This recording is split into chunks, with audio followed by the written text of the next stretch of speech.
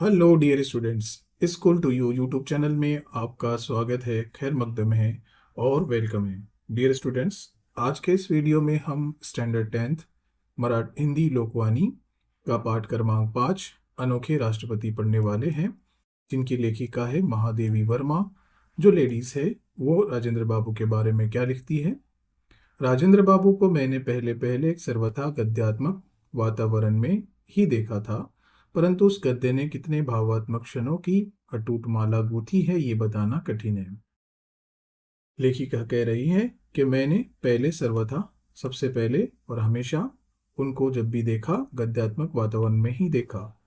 गद्यात्मक वातावरण यानी औपचारिक माहौल के अंदर उनको देखा, यानी लेसन में उनको पढ़ा होगा या किताबों में उन्होंने उनको पढ़ा होगा, टीवी पर देखा होगा, अखबारों में सुना होगा, रेडियो पर सुना होगा, अखबारों में देखा होगा। इस तरह को देखना यानी गद्यात्मक गद्यात्मक वातावरण में देखना होगा। परंतु गद्य ने कितने भावात्मक क्षणों की अटूट माला गूंथी है, लेकिन इन असबाक ने बहुत ज्यादा जज्बाती लम्हों की माला गूंथी है ये बताना कठिन है। ये बताना मुश्किल है कि हमारे जज्बातों के साथ वो कितने जुड़े हुए हैं। हमारी यादें बहुत जुड़ी हुई है। मैं प्रयाग में बीए की विद्यार्थी थी और शीतावकाश में भागलपुर जा रही थी।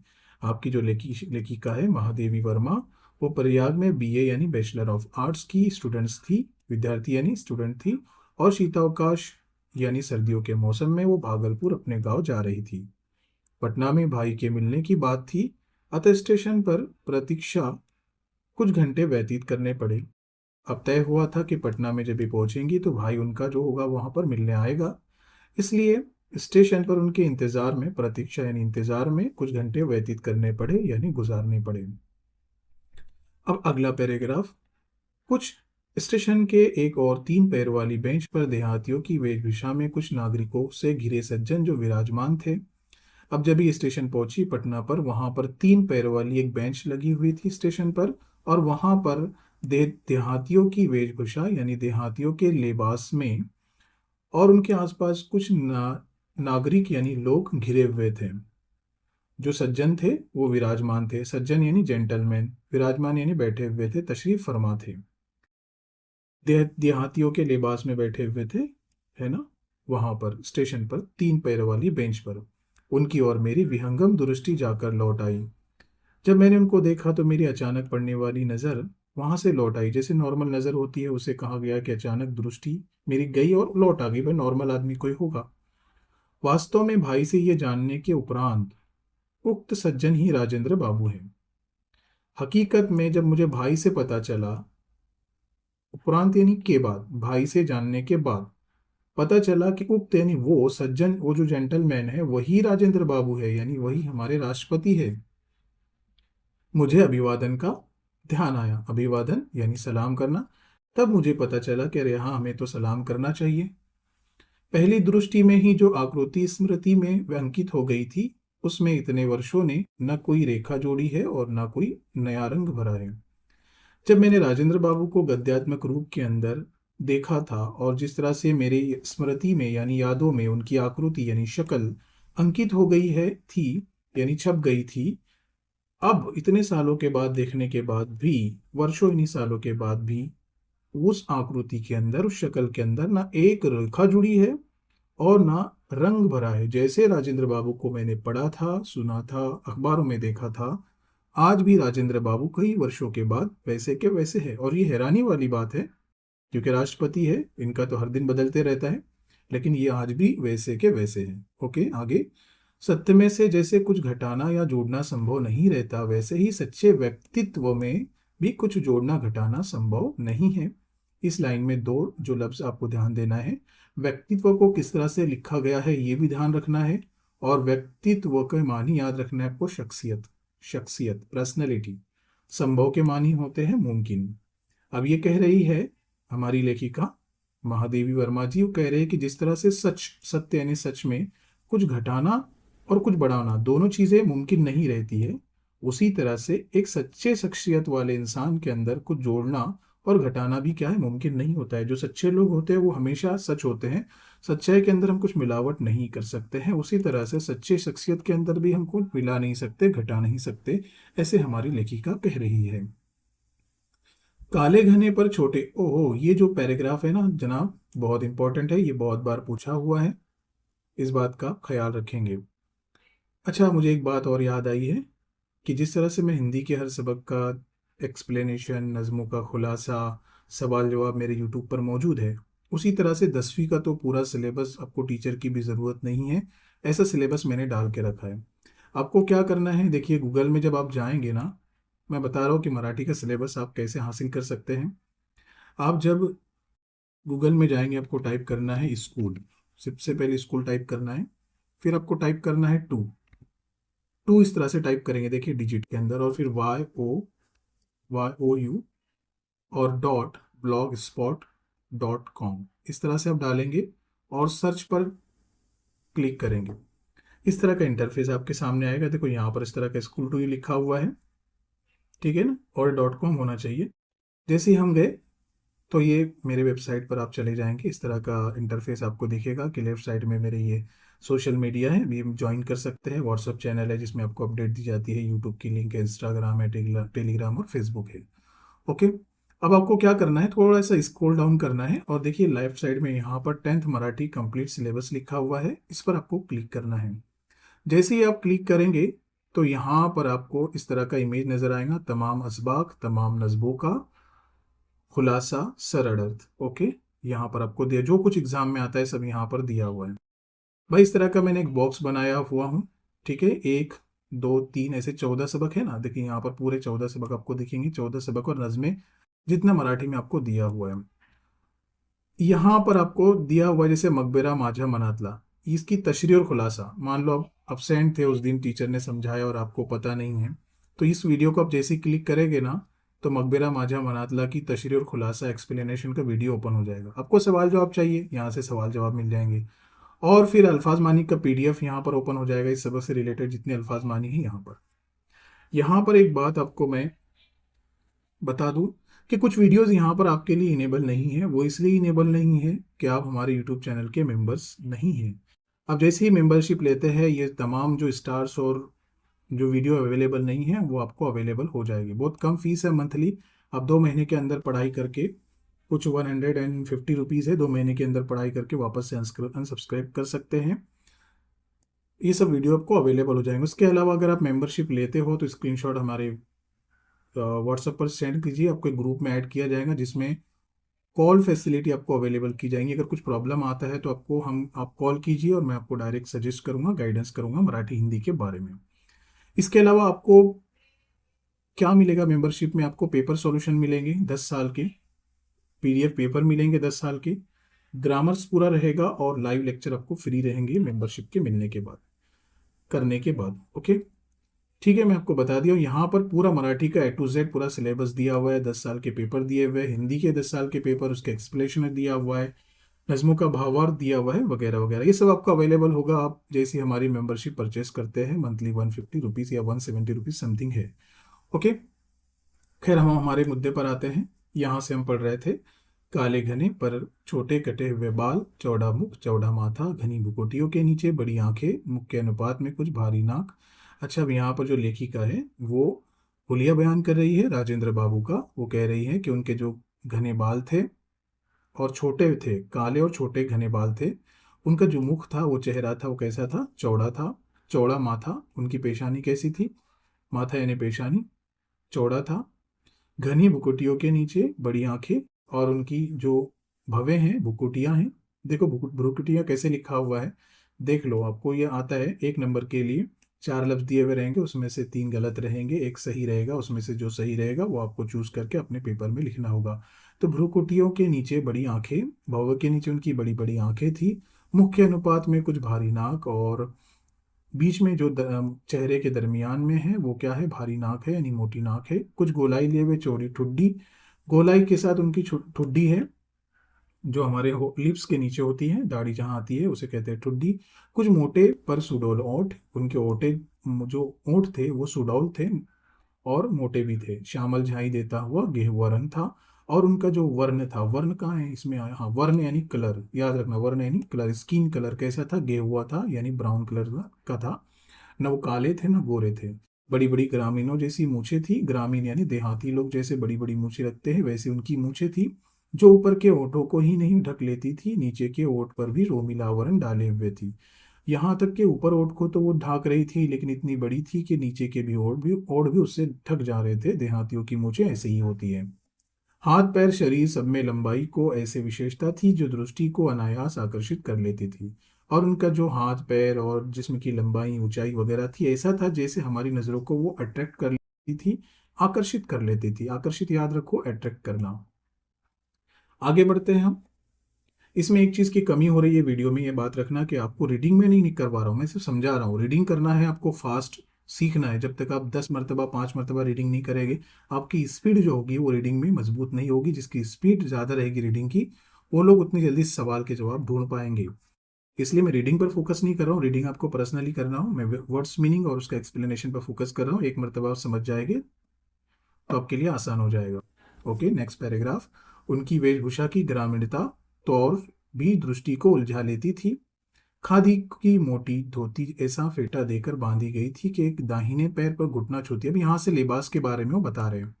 उनकी वेशभूषा यानी उनका पहनावा कैसा था? ग्रामीणता तो और भी दृष्टि को उलझा लेती थी। उनके लिबास की वजह से और ज्यादा देहातीपन नजर आ रहा था, और उनकी तरफ हमारी दृष्टि यानी नजर जा रही थी। खादी की मोटी धोती, धोती कैसी थी? खादी की बनी हुई थी और मोटी थी, ऐसा फेटा देखकर बांधी गई थी कि एक और दाहिने पैर पर घुटना छूती थी, और दूसरी ओर बाएं पैर की पिंडली। यानी जो उन्होंने धोती पहने थे वो कैसी पहने थे? एक पैर में धोती पूरे टखनों तक जा रही थी, नीचे जमीन तक जा रही थी, और दूसरे पैर पर जो उन्होंने पहने थे वो घुटनों के ऊपर थी, टोंगलों के ऊपर थी, एक छोटी एक बड़ी। ऐसे ही पहनते हैं धोती वो लोग।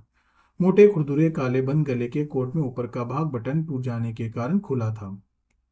वो तो धोती पहने थे, और धोती पर उन्होंने क्या किया था? खुरदुरे काले बंद का कोट पहना हुआ था। धोती पर कोट पहना हुआ था, और बटन टूट जाने के कारण वो सामने से खुला हुआ था। ये बात हंसने की नहीं है, सोचने जैसी बात है। कितना बड़ा राष्ट्रपति है, और उनकी ये वेशभूषा बयान करने का मतलब यही है कि जिस तरह से सच्चाई में से हम कुछ घटा नहीं सकते, बढ़ा नहीं सकते, एक सच्ची शख्सियत के अंदर कुछ बढ़ा घटाना और बढ़ाना मुमकिन नहीं होता है। ये लोग बदलते नहीं है, इनके पास मिलेनियर आ जाओ तो ये लोग आजिजी और इनकिसारी भूलते नहीं है। और घुटने के नीचे बटनों से बंद था। सर्दी के दिनों के कारण पैरों में मोजे जूते तो थे। सर्दी का मौसम था, शीतावकाश का, पहले इसके लिए लफ्ज गुजरा है। मोजे तो थे, परंतु कोट और धोती के समान उनमें विचित्र स्वच्छंदतावाद था। यानी उनके अंदर इख्तलाफ था। किस में? धोती में और मोजों में। आप जब सॉक्स पहनते हो तो जाहिर सी बात है, ब्लैक पैंट पर हम ब्लैक मोजे पहनेंगे, ब्राउन मोजे पहनेंगे, लेकिन इनका कलर मैच नहीं हो रहा था, बिल्कुल इख्तलाफ था। काला कोट था, धोती अलग थी और मोजे कोई और रंग के थे। मिट्टी की परत से जूतों के रंग का पता चलता था, और मिट्टी इतनी लगी थी कि जूते का कलर पता नहीं चल रहा था कि उन्होंने कौन से कलर का जूता पहना है। ये किसकी बात चल रही है? राष्ट्रपति, प्रेसिडेंट ऑफ इंडिया की बात चल रही है। हमारे जेब में 1 करोड़ आने तो हमारी चाल ढाल बदल जाती है, हम स्कूल छोड़ देते हैं। अब यहाँ से गांधी टोपी की स्थिति तो और भी विचित्र थी। जो उन्होंने टोपी पहना था गांधी स्टाइल में, उसकी हालत तो और भी अजीब थी। उसकी आगे की नोक बाईं भौं पर खिसक आई थी। अब वो टोपी बहुत बड़ी होगी, ढीली होगी, उसकी आगे की नोक जो है ना, नेहरू जी जैसी पहनते हैं ना टोपी, उसको गांधी की टोपी बोलते हैं। वो आगे एक आंख पर टिक गई थी, और टोपी की ओर माथे पर पट्टी की तरह लिपट गई थी, यानी पूरे सर में वो चिपक गई थी। देखकर लगता था मानो वो किसी हड़बड़ी में, कि हड़बड़ी यानी जल्दबाजी में उठकर आ गए। ऐसा लग रहा था कि राष्ट्रपति होने के बाद उनको जल्दबाजी में वो उठकर आ गए। ओके, नेक्स्ट पेज पर हम आ गए हैं। चलते चलते कपड़े पहनते आए हैं, ऐसा लग रहा है वो हड़बड़ी में आ गए हैं, जल्दी में आ गए। अतः, अतः यानी इसलिए, जो जहां जिस स्थिति में अटक गया, वो वही उसी स्थिति में लटका रह गया। ऐसा लग रहा था जैसे उन्होंने जल्दी में जैसे कपड़े पहने थे, जहां अटक गया वहां लटक गए, उसी हालत में वो रह गए हैं। उन्होंने सिस्टमेटिक कपड़े पहने नहीं थे, हालांकि उनका लिबास उसी तरह का था। ये तो मुसन्निफा है, अपनी सोच बता रही है। उनकी मुखाकृति देखकर, मुख यानी चेहरा, उनकी मुखाकृति यानी चेहरे की आकृति देखकर अनुभव होता था मानो इन्हें पहले कहीं देखा है। उनके चेहरे की आकृति यानी शक्ल को देखकर ऐसा अनुभव, ऐसा तजुर्बा होता था कि यार मैंने इनको कभी देखा है और कहीं देखा है। अनेक व्यक्तियों ने भी उन्हें प्रथम बार देखकर ऐसा ही अनुभव किया। और अच्छा, मैं नहीं, मेरे अलावा भी जो लोग थे ना, उनको भी ऐसा लग रहा था कि हाँ यार, ये बंदे को मैंने कहीं देखा हूँ। जो इतना सिंपल रह रहा है, जाहिर सी बात है, अगर प्रेसिडेंट ऑफ इंडिया आता तो उसके साथ बॉडीगार्ड होते, उसके कपड़े अच्छे होते तो पहचान में आ जाते, लेकिन ऐसा लग रहा था कि इनको मैंने कहीं देखा है। बहुत सोचने के उपरांत, उपरांत यानी के बाद, उपरांत यानी के बाद, बहुत सोचने के बाद ही उस प्रकार की अनुभूति का कारण समझ में आ सका। बहुत मैंने सोचा तो पता चला, उसके तजुर्बे के बाद मुझे कारण समझ में आया कि हाँ यार, ये तो प्रिंस है, ये तो प्रेसिडेंट ऑफ इंडिया, और जाहिर सी बात हमने कहीं कहीं इसको क्या बहुत बार देखा होगा, अखबारों में, टीवी पर वगैरह वगैरह। अगला पैराग्राफ, राजेंद्र बाबू की मुखाकृति ही नहीं, उनके शरीर के संपूर्ण गठन में एक सामान्य भारतीय जन की आकृति और गठन की छाया थी। राजेंद्र बाबू का जो चेहरा था, चेहरे की आकृति थी, सिर्फ वहां नहीं बल्कि उनके शरीर के संपूर्ण गठन, संपूर्ण यानी पूरी बनावट में ही, गठन यानी बनावट, पूरे बनावट में ही सामान्य भारतीय जन की आकृति और गठन की छाया थी। पूरे शरीर में एक सामान्य यानी सादा भारतीय लोग जैसे रहते हैं उसकी आकृति छुपी हुई थी, उसकी छांव थी, यानी बिल्कुल लग रहे थे कि भारतीयों की तरह वो। अतः उन्हें देखने वाले को कोई ना कोई आकृति या व्यक्ति स्मरण होता था, इसलिए देखने वाले को ऐसा लगता था कि हाँ मैंने इनको कहीं देखा है। अब भारत के हजारों लोग ऐसे ही रहते हैं तो जाहिर सी बात ऐसा लगेगा कि मैंने इनको कहीं देखा है। और वो अनुभव करने लगता था कि उस प्रकार की व्यक्ति को पहले भी कहीं देखा है। आकृति, आकृति ये लफ्ज आपको कहीं नहीं छोड़ेगा, आपको हर पेपर में आएगा। आकृति यानी खाका, आकृति तथा वेशभूषा, वेशभूषा यानी लिबास, उनकी बनावट, तथा, तथा यानी और, ये लफ्ज आएगा आपको सवाल में आता है। तथा का मतलब होता है और, तो आपको दोनों क्वेश्चन सॉल्व करना पड़ेगा।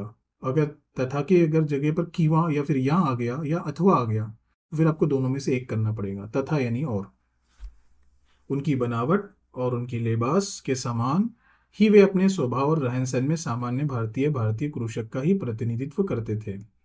अब जिस तरह से वो रहते थे ना, तो उनका वैसा स्वभाव था, वैसा उनका रवैया था, रहन सहन बिल्कुल सामान्य भारतीय के जैसा था। और वो नुमाइंदगी भी कर रहे थे, तो किसानों की कर रहे थे, भारतीय किसानों की नुमाइंदगी कर रहे थे। प्रतिनिधित्व मतलब नुमाइंदगी करना, कृषक मतलब किसान। नुमाइंदगी करना, जैसे क्लास का एक कैप्टन होता है, वो तमाम क्लास में बच्चे हैं उसका नुमाइंदा होता है। प्रतिभा और बुद्धि की विशिष्टता के साथ साथ उन्हें जो गंभीर संवेदना प्राप्त हुई थी, वो वही उनकी सामान्यता को गरिमा प्रदान करती थी। प्रतिभा और बुद्धि, जो उनका ऊंचापन है, उनकी जो अकल है, उसकी खूबियों के साथ साथ, विशिष्टता मतलब खूबियां, ये तमाम चीजें किसकी, उनकी ऊंचाई, सोच की ऊंचाई, उनकी अकल, इन खासियत की वजह से उन्हें गंभीर संवेदना प्राप्त हुई है। उनको जो नजर आते थे वो हमेशा सीरियस नजर आते थे, संवेदना यानी जज्बात प्राप्त हुए, वही उनकी सामान्यता को गरिमा प्रदान करती थी। और ये तमाम चीजें कौन सी, प्रतिभा, बुद्धि और संवेदना, ये तमाम उनकी जो लेवल है उसको गरिमा प्रदान करती थी, है ना, लेवल को ऊंचाई देती थी, इज्जत देती थी। व्यापकता ही सामान्यता की शपथ है। क्या बोल रहे हैं, व्यापकता यानी ऊंची सोच, वो क्या है, सामान्यता की यानी सादगीपन की शपथ है, यानी कसम है। जितनी ऊंची सोच लोगों की होगी ना, वो उतने सादा जिंदगी गुजारेंगे। इसका ही मतलब हुआ है, संवेदना की गहराई में स्थिति बनाए रखती है, और जहां जहां जरूरत होती है वो गहराई बनाए रखती है। उनकी वेशभूषा, अब यहाँ से अगला पैराग्राफ शुरू हो रहा है, हम थोड़ा फास्ट जा रहे हैं, वीडियो थोड़ा लंबा होने के चांसेस है, इसलिए बने रहे। उनकी वेशभूषा की अस्त व्यस्तता के साथ उनके निजी सचिव और सहचर भाई चक्रधर का स्मरण अनायास होता हो आता है।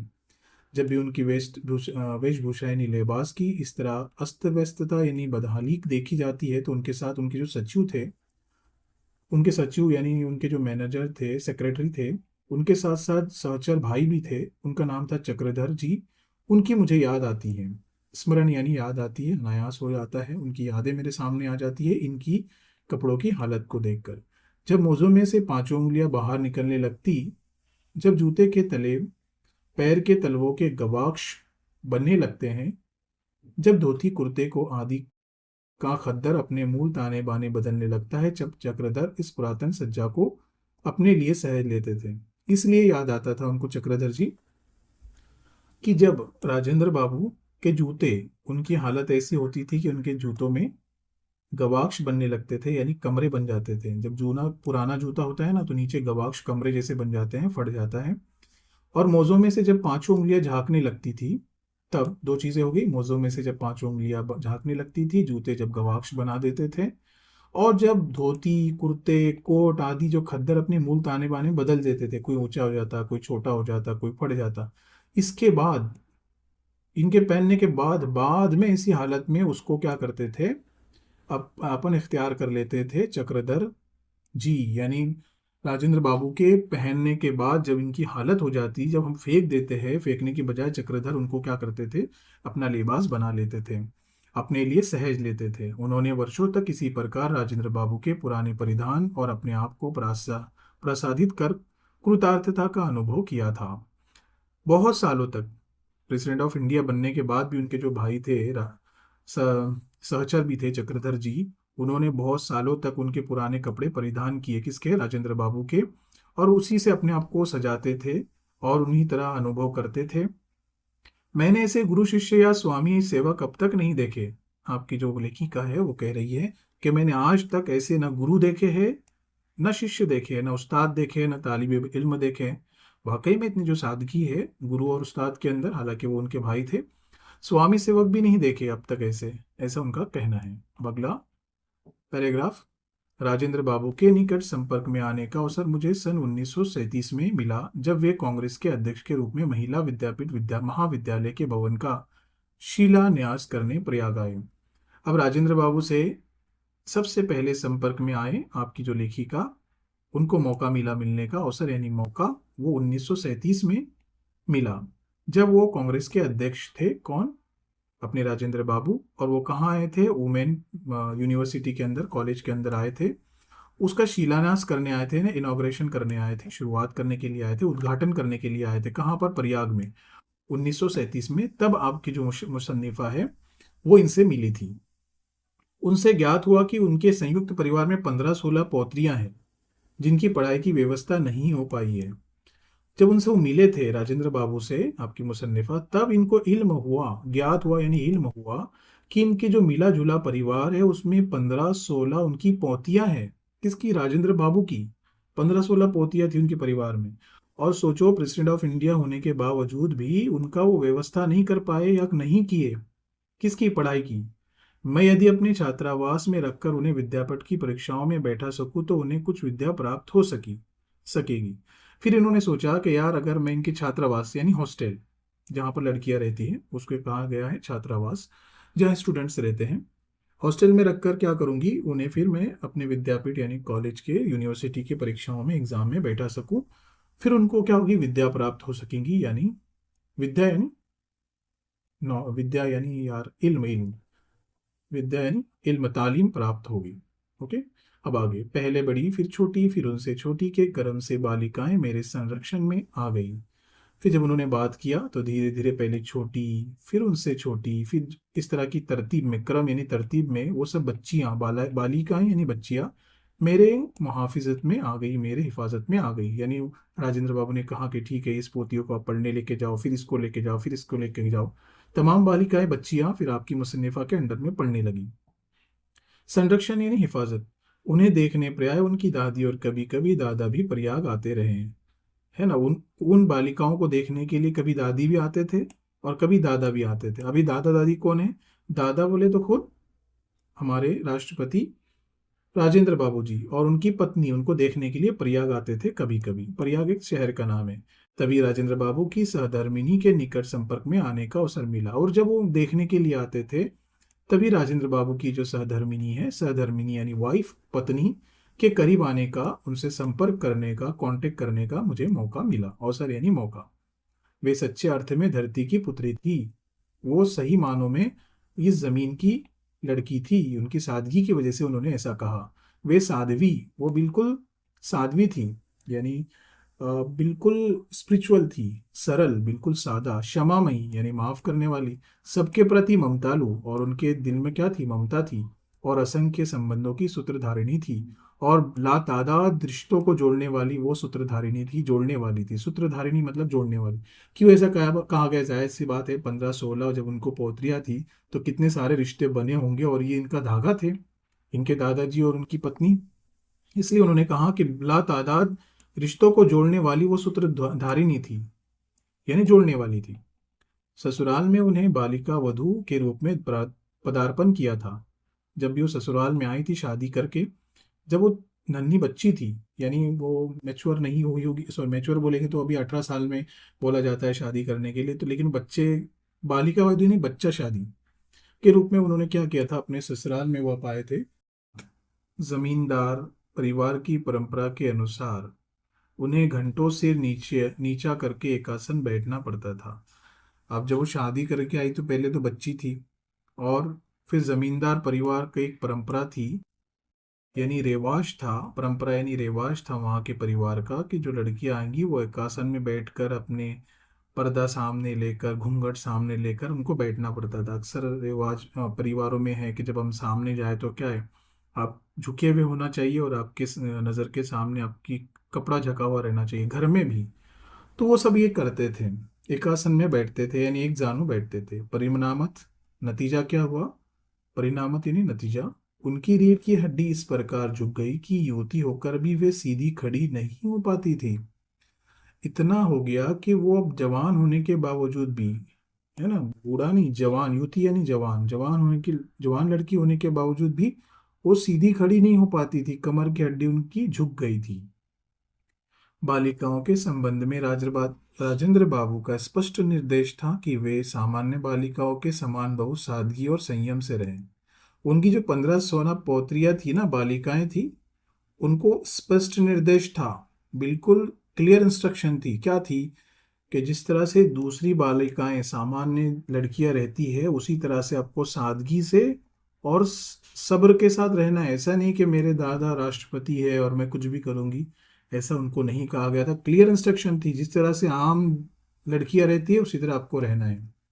वे खादी के कपड़े पहनती थी, उस जमाने में खादी के कपड़े बहुत सस्ते मिलते थे, अभी तो बहुत महंगे हैं। सादे कपड़े पहनती थी जिन्हें वे स्वयं ही धो लेती थी, और पौत्रियां और बालिकाएं क्या करती थी, स्वयं यानी खुद धो लेती थी, उनके कोई नौकर नहीं थे। उनके साबुन तेल आदि का व्यय भी सीमित था, और उनका जो साबुन लगती थी, तेल लगता था, उनका खर्च भी बिल्कुल लिमिटेड था। ऐसा नहीं कि अब कितना भी लगाओ, कुछ भी लगाओ। कमरे की सफाई, झाड़ पोंछ, गुरुजनों की सेवा आदि भी उनके अध्ययन के आवश्यक अंग थे। अच्छा, आपको खुद का काम तो करना है, लेकिन सफाई का ख्याल रखना है, घर में झाड़ू लगाना है, पोछा लगाना है, अपने गुरुओं की खिदमत करना है, सेवा करना है, खिदमत करना है, आदि आदि यानी वगैरह वगैरह भी उनके अध्ययन यानी तालीम की जरूरत के अंग थे। वो सीखने के साथ साथ, अपना काम करने के साथ, उनके पढ़ाई की ये तमाम बातें भी थी। अध्ययन यानी लर्निंग, लर्निंग का एक हिस्सा ये भी था कि आपको उस्तादों की खिदमत करना है, झाड़ पोंछ करना है, सफाई लगाना है, वगैरह वगैरह। अब उसके बाद नेक्स्ट पैराग्राफ, उस समय स्वतंत्रता संघर्ष के सैनिकों का गंतव्य जेल ही रहता था। उस समय क्या होता था, जो आज़ादी में, स्वतंत्रता यानी आज़ादी, संघर्ष यानी जद्दोजहद, जो आज़ादी की जद्दोजहद करते थे उन सैनिकों का गंतव्य यानी मंजिल क्या होती थी, डेस्टिनेशन क्या होता था, जेल ही रहता था। आपने जैसे आज़ादी में हिस्सा लिया, अंग्रेज जेल में डाल देते थे। अतः पर्याय, इसलिए किसी की पत्नी, किसी की बहन, किसी की बेटी विद्यापीठ के छात्रावास में आ उपस्थित होती थी। अब जाहिर सी बात हो, जब जेल में चले जाते तो किसी की पत्नी जो अकेली रहती है, बहन रह जाती है, बेटियां रह जाती है, तो वो हॉस्टल में आ जाती थी। देश के स्वतंत्र होने के उपरांत उनमें से कुछ दिल्ली चली गई। जब देश हमारा आज़ाद हुआ तो उसके बाद उनमें से कुछ लड़कियां थी जो दिल्ली चली गई, और कुछ विशेष योग्यता प्राप्त करने के लिए अंग्रेजी विद्यालयों में भर्ती हो गई, और कुछ औरतें वहां से खास योग्यता यानी काबिलियत हासिल करने के लिए अंग्रेजी और स्कूलों में भर्ती हो गई थी। केवल राजेंद्र बाबू अपवाद रहे, लेकिन राजेंद्र बाबू हमेशा अपवाद रहे। उनकी जो लड़कियां हैं, उनकी जो फैमिली है, वो कहीं और नहीं गए, वो यहीं पर रहे। उनके भारत के प्रथम राष्ट्रपति होने के उपरांत मुझे स्वयं उनकी पौत्रियों के संबंध में चिंता हुई। जब वो प्रथम राष्ट्रपति बने ना, हमारा जब मुल्क आज़ाद हुआ, तो हमारे पहले प्रेसिडेंट ऑफ इंडिया राजेंद्र बाबू थे। तो फिर मुझे स्वयं यानी खुद उनकी जो पौत्रियां थे उनके संबंध में चिंता हुई, उनके ताल्लुक से मुझे फिक्र हुई कि यार राष्ट्रपति ऑफ इंडिया बन गए हैं, एक तो उनकी जान को खतरा है, दुश्मन बहुत होते हैं, और उसके बाद उनका लेवल भी बढ़ जाता है। उनका स्पष्ट उत्तर मिला, लेकिन राजेंद्र बाबू का मुझे क्लियर आंसर मिला, महादेवी बहन, दिल्ली मेरी नहीं है, राष्ट्रपति भवन मेरा नहीं है। अहंकार से मेरी पौत्रियों का दिमाग खराब ना हो जाए, तुम केवल इसकी चिंता करो, वे जैसे रहती आई हैं उसी प्रकार रहेगी। कर्तव्य विलास नहीं, कर्मनिष्ठा है। इनको टेंशन था कि प्रेसिडेंट ऑफ इंडिया बन गए, इनके दुश्मन बढ़ेंगे, प्लस इनका लेवल बढ़ जाएगा। लेकिन पूरा क्लियर इंस्ट्रक्शन उन्होंने अपनी टीचर को दे दिया था कि महादेवी बहन यानी आपकी लेखिका, कि देखो मैं राष्ट्रपति बन गया लेकिन दिल्ली मेरा नहीं है, ये राष्ट्रपति भवन मेरा नहीं है, ये अवाम की अमानत है। अभी अहंकार अहंकार यानी गुरूर से मेरी जो पौत्रियां है उनका दिमाग ना खराब हो जाए। जाहिर सी बात है, हमारे पास 1 करोड़ आ जाए तो हमारी हाल चाल बदल जाएंगे। मैं तो प्रेसिडेंट ऑफ इंडिया बन गया तो उनकी हालत ऐसी ना हो जाएगी, जाओ हम नहीं पढ़ रहे, अब हमारे दादाजान प्रेसिडेंट ऑफ इंडिया बन गए। तो इस बात का सिर्फ आप ख्याल रखो कि उनका दिमाग खराब ना हो। उनको पढ़ाओ लिखो, चिंता मत करो इस बात की। वे जैसे रहते आई है उसी प्रकार रहेंगी, सादगी में। जिनका लिमिटेड खर्च हो वो अपनी खिदमत करेंगी, अपना खुद का काम करेंगी। और वो कह रहे हैं कर्तव्य जो अपने फराइज है, विलास नहीं कर्मनिष्ठा है, वो आराम नहीं होता है, वो तो हमारा फर्ज होता है जिसको निभाना पड़ता है। ये उन्होंने क्लियर कहा था। उसके बाद उनकी सहधर्मिणी में भी किसी प्रकार का परिवर्तन नहीं हुआ। उनकी जो सहधर्मिणी है, पत्नी है, अब हस्बैंड भाई प्रेसिडेंट ऑफ इंडिया बन गया तो उनकी जो बीवी है तो उनके तो नखरे बढ़ जाते हैं ना। लेकिन यहाँ पर उनकी जो पत्नी में किसी तरह का प्रकार का किसी तरह का परिवर्तन नहीं हुआ, चेंजेस नहीं हुआ, वो जैसी थी सादी वैसी ही है। जब राष्ट्रपति भवन में उनके कमरे से संलग्न रसोई घर बना तब वे दिल्ली गई। अभी तक वो दिल्ली नहीं गई थी। जैसी राष्ट्रपति भवन के अंदर उसको मिलाकर संलग्न यानी जोड़कर रसोई घर बनाया गया, किचन बनाया गया, तब वो दिल्ली गई गांव से। और अंत तक स्वयं भोजन बनाकर सामान्य भारतीय गृहिणी के समान पति परिवार तथा परिजनों को खिलाने के उपरांत स्वयं अन्न ग्रहण करती थी। फिर उसी तरह जैसे रहती थी, रसोई घर बन जाने के बाद अंत तक यानी आखिरी तक खुद भोजन बनाती थी, सामान्य भारतीय पत्नी की तरह, औरतों की तरह, गृहिणी यानी औरतों की तरह। फिर अपने परिवार को खाना देती थी, पति को खाना देती थी, अपने रिश्तेदारों को खाना देती है, और बाद में उपरांत यानी बाद में स्वयं अन्न ग्रहण करती थी। फिर बाद में खुद खाना खाती थी। इस तरह से। अब नेक्स्ट पैराग्राफ है, आखिरी 2 पैराग्राफ बचे तकरीबन। उस विशाल भवन में यदि आप अपने अद्भुत आतिथ्य की बात ना कहो तो कथा अधूरी रह जाएंगी। जब राष्ट्रपति भवन उनको मिला, उस भवन की मेहमान नवाजी, अद्भुत यानी अजीब, और आतिथ्य यानी मेहमान नवाजी, उस अजीब मेहमान नवाजी की अगर मैं बात ना कहूँ तो मेरी कहानी अधूरी रह जाएंगी। यानी वो कहना बहुत ज़रूरी है। अब क्या बात थी? बालिकाओं की दादी ने मुझे दिल्ली आने का विशेष निमंत्रण दिया तो दिया ही, साथ ही प्रयाग से सिरकी से बने 1 दर्जन सूप लाने का भी आदेश दिया। उन्होंने क्या किया? बालिकाओं के हाथ से कहा, मुझे निमंत्रण दिया, दावत दी, खास निमंत्रण, निमंत्रण यानी दावत, विशेष यानी खास, खास दावत दी। और कहा कि जब आप प्रयाग से दिल्ली आओगी राजभवन के अंदर तो सिरकी लेकर आना। अनाज पछोड़ने का जो आला रहता है ना, जिसमें हम, हमारी अम्मी, हमारे दादी जान वगैरह अनाज पछोड़ते हैं, जिसे हम सुपड़ा कहते हैं, सूप कहते हैं, सिरकी कहते हैं, वो 1 दर्जन, कितने दर्जन लाने के लिए कहा? 1 दर्जन लाने के लिए आदेश दिया, हुक्म दिया कि अब जब आएंगी भाई हमारे घर तो ये जरूर लेकर आना। उन्होंने बार बार आग्रह किया कि मैं उनके लिए इतना कष्ट अवश्य उठाऊं, क्योंकि फटकने पछोड़ने के लिए सिरकी के सूप बहुत अच्छे होते हैं, पर कोई उन्हें लाने वाला ही नहीं होता है। और उन्होंने खुशामद भी की, आग्रह भी किया कि अब आएंगे तो उसको अवश्य ज़रूर लाए, इतना कष्ट उठाए, क्योंकि वो फटकने और पछोड़ने के लिए सिरकी का सूप बहुत अच्छा होता है, उसके जैसा कोई आला नहीं होता है। खुशामद भी की, ऐसा आदेश नहीं दिया बल्कि उनसे रिक्वेस्ट भी की। आखिरी के 2 पैराग्राफ, 3 पैराग्राफ बचे हैं।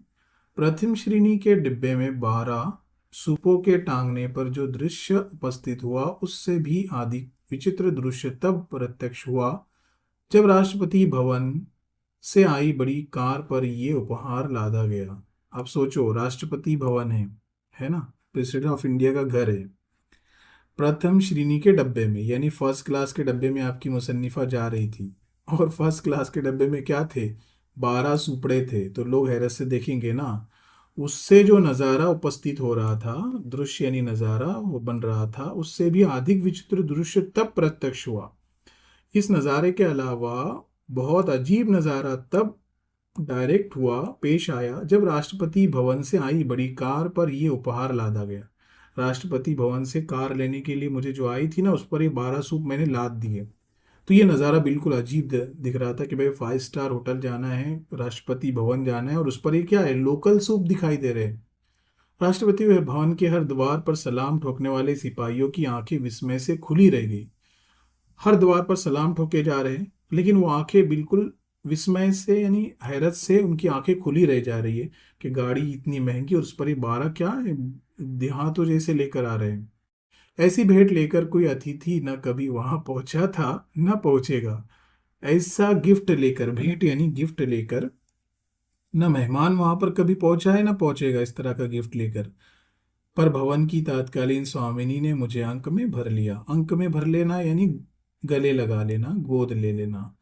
उन वहाँ की जो स्वामिनी थी यानी राजेंद्र बाबू की जो पत्नी थी, वहां पर उन्होंने क्या किया, उनको अपने गोद में लगा लिया, यानी सीने से लगा लिया।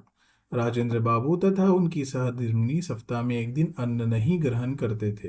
राजेंद्र बाबू और उनकी बीवी सप्ताह यानी हफ्ते में अन्न ग्रहण एक बार अन्न ग्रहण नहीं करते थे, यानी अनाज नहीं खाते थे। हफ्ते में एक बार वो रोजा रखते थे।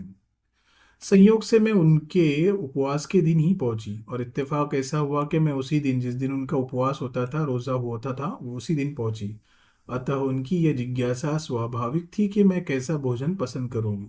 इसलिए उनकी वो दिलचस्पी थी और पूछ रहे थे, नेचुरली, स्वाभाविक यानी नेचुरली पूछ रहे थे कि आप कैसा खाना पसंद करूंगी। कौन पूछ रहे थी? राजेंद्र बाबू और उनकी बीवी पूछ रहे थे आपकी मुसन्निफा से, हमारा तो रोजा है, आप कैसे खाना खाएगी। उपवास में भी अतिथि का साथ देना उचित समझकर मैंने गृहण्य भोजन की इच्छा प्रकट की। अब मैंने सोचा कि भाई इनको उपवास है तो मैं भी इनका साथ दे दूं, तो मैंने भी कहा कि मैं भी अनाज नहीं खाऊंगी, फल फ्रूट वगैरह खा लूंगी। गृहण्य से मुराद जो अनाज ना हो, अनाज के अलावा फल फ्रूट्स हो गए, पानी हो गया, वो खाएगी। फलाहार के साथ उत्तम खाद्य पदार्थों की कल्पना स्वाभाविक रहती है। सामान्यतः हमारा उपवास अन्य दिनों के भोजन की अपेक्षा अधिक व्यवसाध्य हो जाता है, क्योंकि उस दिन हम भांति भांति के फल, मेवे, मिष्टान आदि एकत्र कर लेते हैं। अब फलाहार के साथ साथ उत्तम खाद्य की हमें क्या होती है, कल्पना रहती है कि भाई हम फल तो खाएंगे, लेकिन अलग अजीब अजीब अलग अलग अच्छी अच्छी चीज़ें हम खाएंगे। और ये कल्पना कैसी होती है? स्वाभाविक होती है। जब रोज़ा रखे तो खाना याद आता है बार बार। सामान्यतः हमारा उपवास अन्य दिनों के भोजन की अपेक्षा अधिक व्यवसाध्य हो जाता है, और हमारा जो उपवास है वो खाने की वजह से बहुत अधिक अच्छा हो जाता है, क्योंकि उस दिन हम भांति भांति के फल, मेवे, मिष्ठान, मिठाई खाते हैं। भांति भांति यानी अलग अलग तरह के फल खाते हैं। ठीक है। उसके बाद आखिरी पैराग्राफ, मुझे आज भी वो संध्या नहीं भूलती। संध्या यानी शाम, मुझे आज भी वो शाम मेरे से भुलाई नहीं जाती जब भारत के प्रथम राष्ट्रपति को मैंने सामान्य आसन पर बैठकर दिन भर के उपवास के उपरांत केवल कुछ उबले हुए आलू खाकर पारायण करते देखा है। मैं आज भी वो शाम नहीं भूलती हूँ जब भारत के बड़े राष्ट्रपति, सबसे बड़ा पद पर मौजूद इंसान, वो बिल्कुल सामान्य आसन पर यानी जमीन पर बैठकर उपवास यानी रोजा खोलने के बाद सिर्फ वो उबले हुए आलू खाकर अपना रोजा खोल रहे थे। ये बड़ी शाम ऐसी है कि मैं भूल नहीं पाई। मुझे भी वही खाते देखकर उनकी दृष्टि में संतोष और ओठों पर बालकों जैसी सरल हंसी झलक उठी। उनको देखकर उनकी मुझे उनको देखा मैंने जब, तो दृष्टि में संतोष यानी सुकून और होठों पर बालों को जैसी सरल हंसी झलक उठी। है ना, जब मैं खा रही थी तो उनके चेहरे पर भी सुकून और उनकी चेहरे पर हंसी आ गई कि देखो हमने भी रोजा रखा है, बेचारी वही भी खा रही है। जीवन मूल्यों की परख करने वाली दृष्टि के कारण उन्हें देश रत्न की उपाधि मिली। जिंदगी के अंदर जो उनके अखलाक थे वो उन्होंने परखे थे, उनके पास वो नज़र थी, जिसकी वजह से उनको देश रत्न का इनाम दिया गया, उपाधि मिली। यानी उनको लक़ब दिया गया किसका? देश रत्न का। देश का हीरा उनको बोला जाता है। और मन की सरल स्वच्छता ने उन्हें अजात शत्रु बना दिया, और उनके दिल इतना साफ सुथरा था कि उनका कोई शत्रु नहीं था, कोई दुश्मन नहीं बना था। अनेक बार प्रश्न उठता है, बहुत बार सवाल उठता है, क्या वो सांचा टूट गया?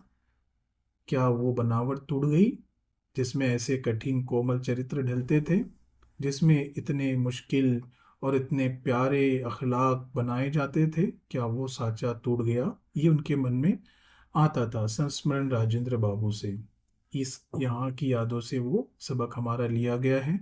इसके सवालात के जवाबात की लिंक डिस्क्रिप्शन में दी गई है और मराठी के तमाम सिलेबस की लिंक में दी गई है, वहाँ पर टच करके आप पढ़ाई कर सकते हैं। फिर अगले सबक में मिलते हैं, तब तक गुड बाय। यदि अभी तक आपने हमारे school to you YouTube channel को सब्सक्राइब नहीं किया तो सब्सक्राइब कर लें, बेल आइकन को क्लिक कर लें ताकि आपका नए वीडियो की अपडेट मिल सके और वीडियो को लाइक करना ना भूलें।